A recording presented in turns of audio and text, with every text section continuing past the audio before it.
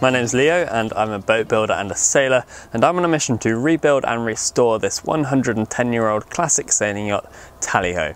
This week we're going to be going full steam ahead to try and fasten all of the hanging and lodging knees into the deck structure of the boat. First of all, there's quite a bit of grinding still to do, fitting the knees, shaping the inside faces and cleaning them up and polishing them. The whole team is working really hard on getting them all finished, but we're not going to show very much of that because we've seen a lot of it already. We're going to focus more on the actual fitting and fastening, and we're also going to be getting into some preparations for the next phase of the rebuild, which is planking the hull.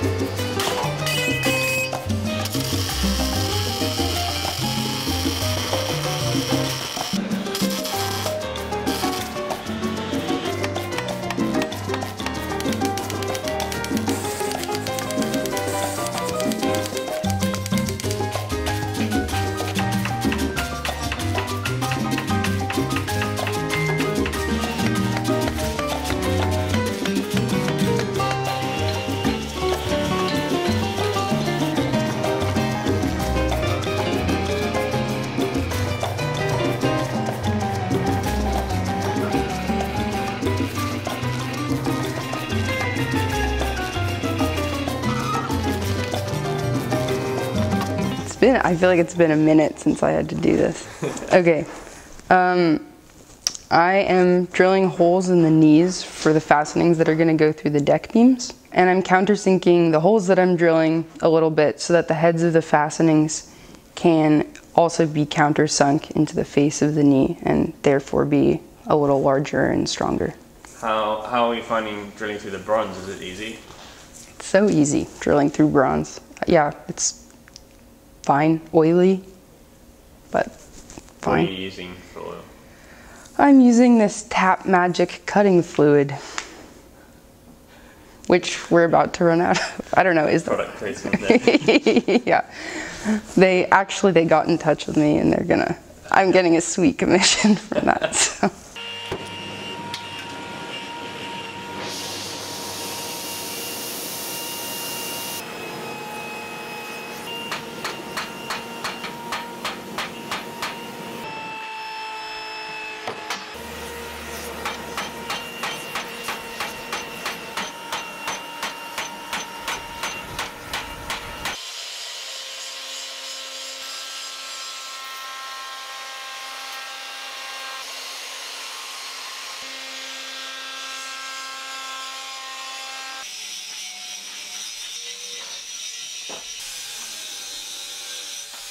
So we are actually using two different types of fasteners on the knees. Where the lodging knees go through the deck beams, both ends of the fastener are visible, and so in those areas we're using 1/2" copper rivets. Now on the other arms of the lodging knees, which go through the beam shelves, and on the top arms of the hanging knees, which go through the deck beams, only one end of the fastening is visible. And so for those fastenings, we've been using 1/2" bronze bolts. So the head of the bolt is handmade outside the boat in a jig with a countersink in it, which matches the countersink in the knee.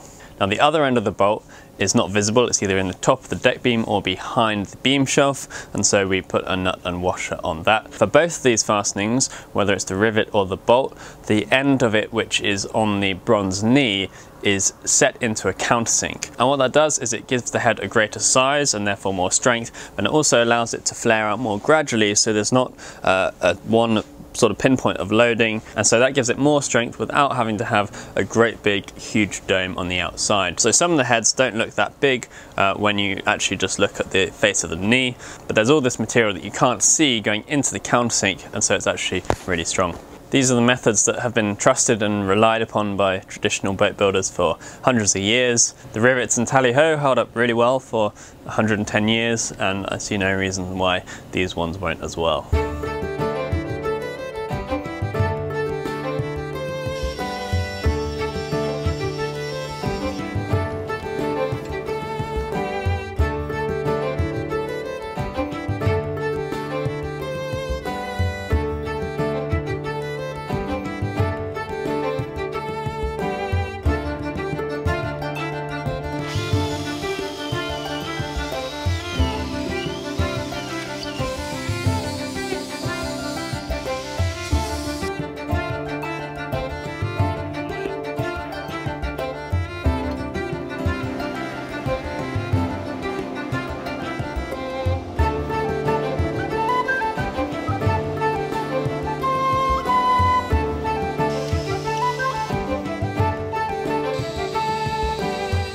So now that we're getting much closer to planking, it's time to clean up the planking stock, to plane it all down and get it closer to the final thickness that we need. So whenever you're ordering rough sawn timber, you have to take into account the roughness of the sawing and add a little bit to the thickness that you order so that you've got room to clean it up on both sides. It's pretty much all between 1.5 inches and 1 3/4 inches. We just need to take it down to between 1 3/8 inches and 1.5 inches. The finished planking will be 1 3/8 inches, but a lot of it will have a little bit carved out of the back or out of the front, depending on where it is on the boat.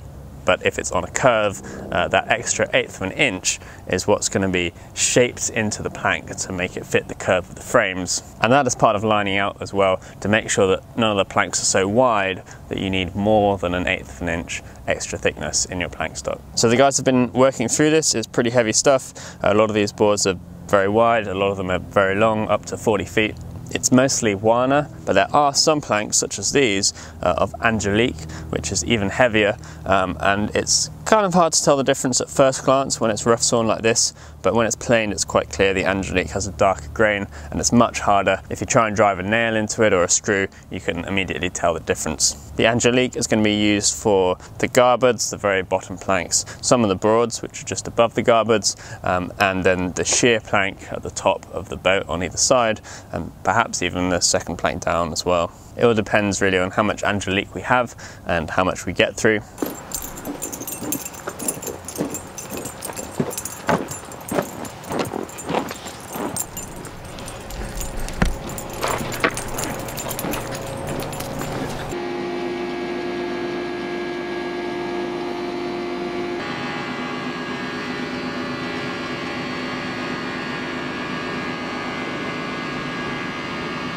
Going pretty well. They're really heavy. They're a lot heavier than they look, and they look pretty heavy, but it's going pretty well. They're coming out really nice and flat. At first it was definitely a steep learning curve. Everything is kind of opposite because the boards are so long, so like if you want to bring the nose down to come into the under the guard, like you have to push down on the end on that like fulcrum point. Yeah, there's definitely a lot of tips and tricks that you gotta figure out. Yeah, but I feel like we're doing a good job at figuring it out. And do you want to say what your minimum thickness is? The minimum thickness is 1 inch and 3/8. Is 1 inch, right? As long as there's still wood there. Yeah. Yeah, maybe around like 30 boards planed so far, and we think we got a little less than that left to go, so we're kind of right over the tipping point. So why are we bothering with the dust extraction outside? The main reason is you would be amazed at how much dust gets taken off these boards, even though we're only taking sometimes as little as a 32nd off, a 16th off, sometimes a 1/4 inch off. Usually 2 to 3 boards through the planer, and we got to empty this thing. So it just makes a ton of sawdust. So you can see by the time we went through this entire stack of wood, we'd have a pile of sawdust taller than us if we didn't extract it and put it into these bags and take it elsewhere to empty it. It just gets all over everything, it turns to mud, and it gets really messy in here, so it just helps clean up the yard a little bit. And then I think it's actually getting taken away and getting used by a local person in gardening. I think they use it to spread it around as mulch and keep the weeds down in their garden, which is kind of a cool use of it. It's waste to us, but if somebody else can get use out of it, all the better. Whoa! What the hell is this?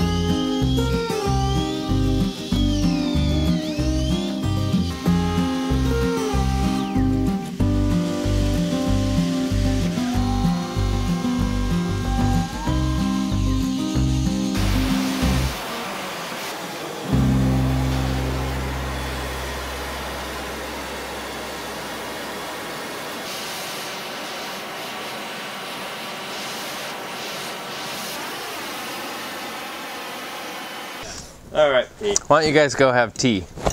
I don't know, I kind of Yeah. Yeah. Why don't you go have your tea now? Come on, skedaddle. Get out of here. Wait, you'll wait for us, right? Okay, cool.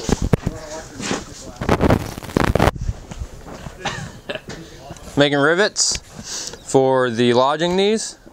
These are 1/2-inch copper.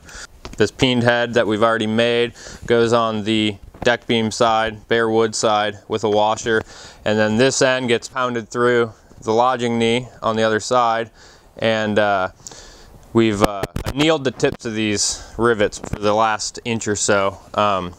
And we just get them red hot with the oxyacetylene torch and quench them in cool water.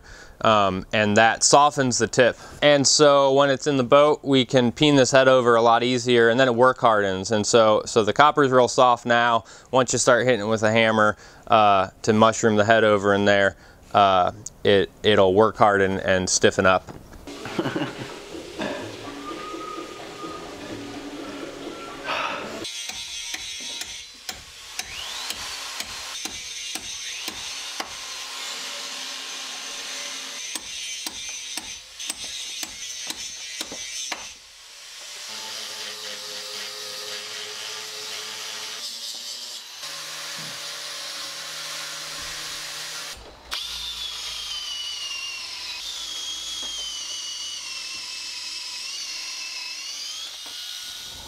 Now, the vast majority of the knees were cast in one single piece, but there were just a couple of the most awkwardly shaped ones, such as this one, which we decided to cast in 2 pieces and weld together. And that's just because to make an effective mold for this pattern, it would be quite a complex mold with a large, oddly shaped core or multiple cores, and so it would take quite a lot of effort and time and would involve using an even bigger flask, which we'd have to fabricate. So this arm was actually cast separately.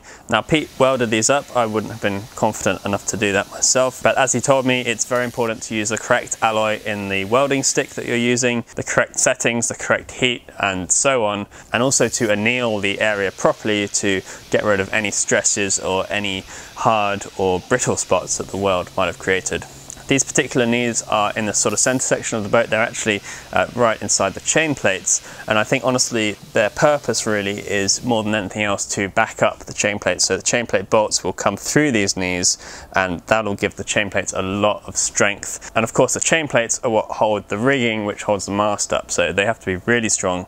I actually lost a mast on a boat that I owned because the chain plates pulled right out of the planks and went flying and the whole mast came down, but that's another story.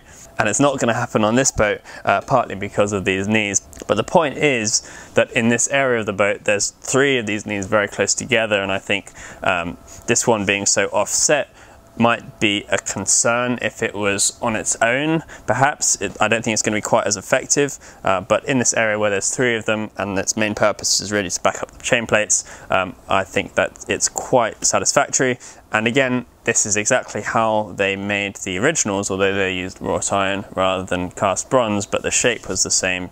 And once again, I can't really argue with something that's lasted so well for 110 years.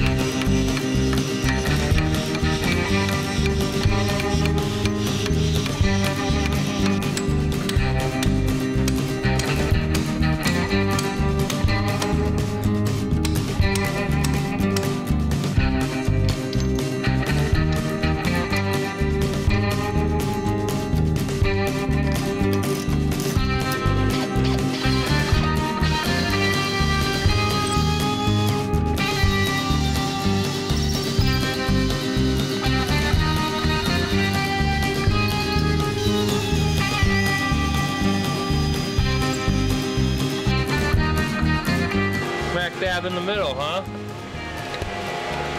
It's like we planned it.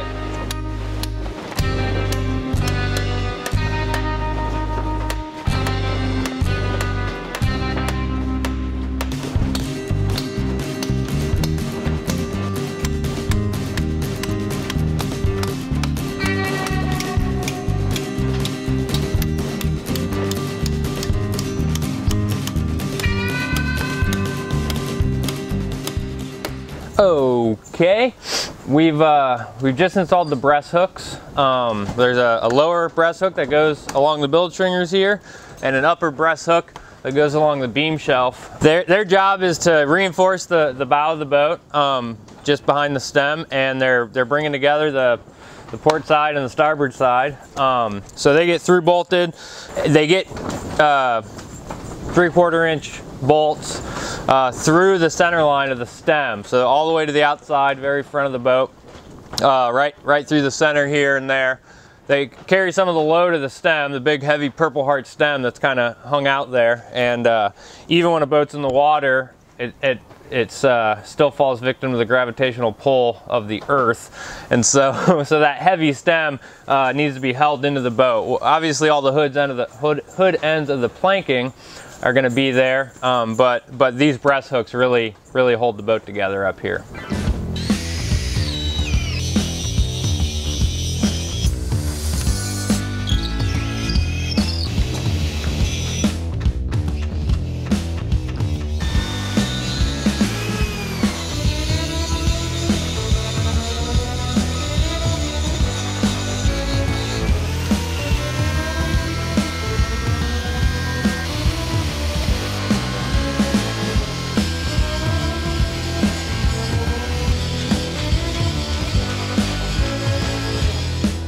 So as we're getting ready for planking, I'm also doing a little bit more lining out just to get a few more marks on the boat. A few weeks ago I drew out all the planks below the tuck, so those are the broads and the garboard, and all the planks above that line are going to be equally sized on each frame. They're going to have an equal width, so I don't have to draw the shape of every plank above that line, but I do want to put a few reference marks and divide that space up a bit, so it's not just one huge space, but it's actually 4 different sections of equal size, and each of those sections are going to have 5 planks in, so there's going to be a total of 20 planks above that tuck line. And so what I've been doing is basically measuring from the shear down to the tuck line, dividing that in half, dividing each of those sections in half again, so dividing that whole space into quarters. I might also put a few intermediate marks in at some point, but those main lines now are going to be a good reference point. When we're putting planks on, every 5 strakes we're going to have a sort of master line to show the sort of line we should be at that point,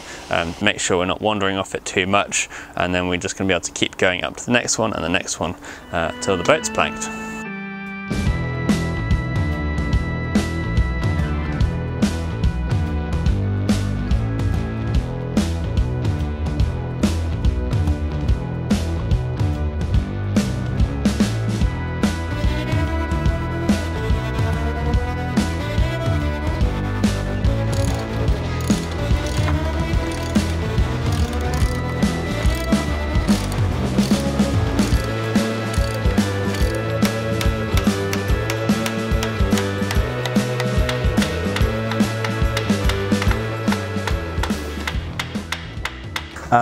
I was bucking, I was holding the back of the rivet while Pete hammered on the other side.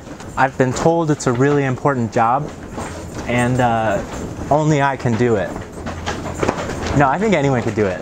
This job consists of a lot of standing around, which I'm really good at. I do have to hold something while I stand, but that's pretty manageable. Give me a little tap.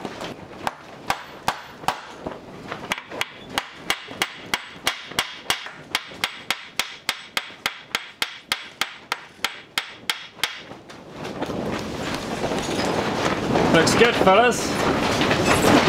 That was pretty synchronized. Well, we don't buck around, dude. Wait, no, we do buck around. Yeah, we're bucking around no, right now. Yeah, buck around. off, bud.